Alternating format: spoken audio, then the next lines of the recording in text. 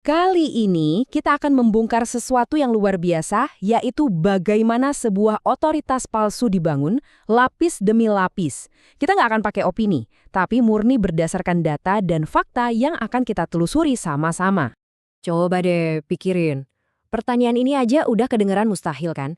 Ada sebuah klaim bahwa ada satu orang, satu individu yang megang kendali penuh atas sebuah ekosistem global yang justru dari awal dirancang buat kebalikannya, terdesentralisasi. Nah, ayo kita selidiki bareng-bareng. Dengerin deh bahasa yang dipakai. Presiden Web3, pemegang mandat global, ini bukan istilah teknis loh. Ini adalah gelar-gelar super megah yang sengaja diciptakan buat membangun ilusi kekuasaan. Dari sinilah investigasi kita dimulai. Oke, sekarang kita masuk ke bagian intinya. Waktunya investigasi. Kita akan bedah dan pisahkan mana narasi yang mereka bangun dan mana kenyataan yang bisa kita verifikasi bersama. Setiap klaim besar, apalagi segila ini, harus punya sumber yang bisa dipercaya. Jadi pertanyaan paling pertama dan mendasar adalah, siapa sih yang pertama kali nyebarin info ini? Nah, dari sini kita mulai nemuin kejanggalan. Dan disinilah kita menemukan jawabannya. Ternyata semua klaim ini sumbernya ya dari lingkaran internal mereka sendiri. Nggak ada satupun validasi dari pihak luar yang independen. Ini teman-teman adalah definisi sempurna dari ruang gema atau echo chamber. Sebuah tempat di mana narasi diulang-ulang terus sampai kedengeran kayak kebenaran, padahal sebetulnya cuma bergema di dalam ruangan yang itu-itu aja. Oke, jadi sumbernya dari mereka-mereka juga, tapi mungkin ada bukti teknisnya kan, siapa tahu.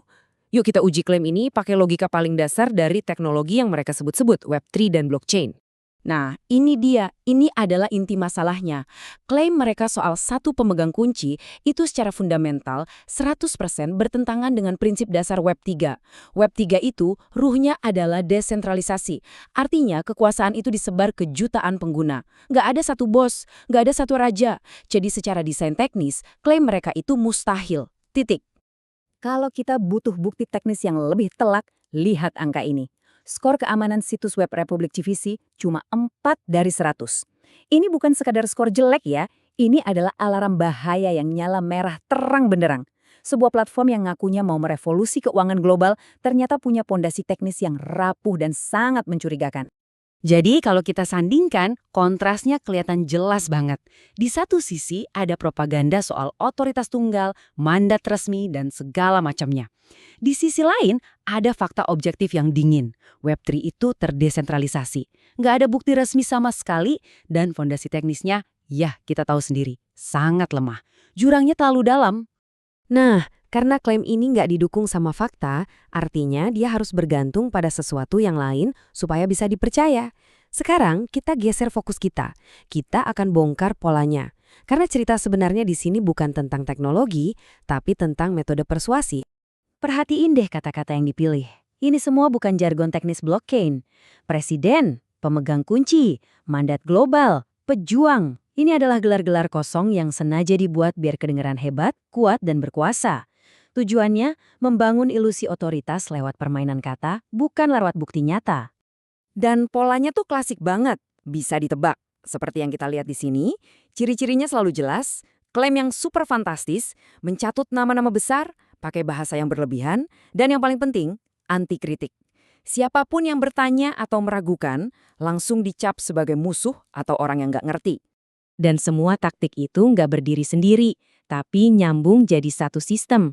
Ini yang disebut lingkaran setan manipulasi, yang dirancang untuk jadi penjara buat pikiran kita. Dimulai dari janji manis, kita jadi investasi emosi. Lalu pas ada fakta yang berlawanan muncul, otak kita menolaknya dan malah menyerang si pembawa fakta. Akibatnya, keyakinan awal kita justru jadi semakin kuat. Ngeri kan? Tapi pertanyaannya, kenapa jebakan ini bisa seefektif itu? Kok banyak yang bisa terjebak? Nah, untuk memahaminya, kita harus menyelam lebih dalam lagi, ke sisi psikologis. Kenapa manusia bisa begitu rentan sama narasi semacam ini? Ini dia mekanisme pertahanan pertama di pikiran kita. Namanya disonansi kognitif. Simpelnya gini, ketika sebuah fakta baru yang brutal nabrak keyakinan yang udah kita pegang erat, otak kita itu ngerasa sakit, nggak nyaman. Nah, untuk ngilangin rasa sakit itu, cara termudahnya bukanlah mengubah keyakinan, tapi menolak dan menyerang fakta baru tersebut. Terus ada lagi lapisan kedua yang bikin makin susah lepas. Ini dikenal sebagai sunk cost fallacy. Semakin banyak waktu, harapan, dan energi yang kita curahkan ke sesuatu, semakin mahal harga untuk mengakui kalau kita salah. Melepaskan ilusi itu rasanya kayak menyia-nyiakan semua investasi emosional yang udah kita tanam. Berat banget rasanya.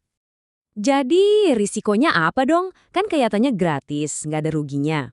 Nah, justru disitulah jebakannya. Yang dipertaruhkan mungkin bukan uang Anda saat ini, tapi risikonya jauh lebih dalam.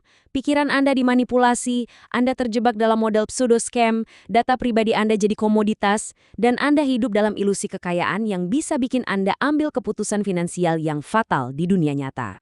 Oke, kita udah bongkar masalahnya, kita udah lihat cara kerjanya.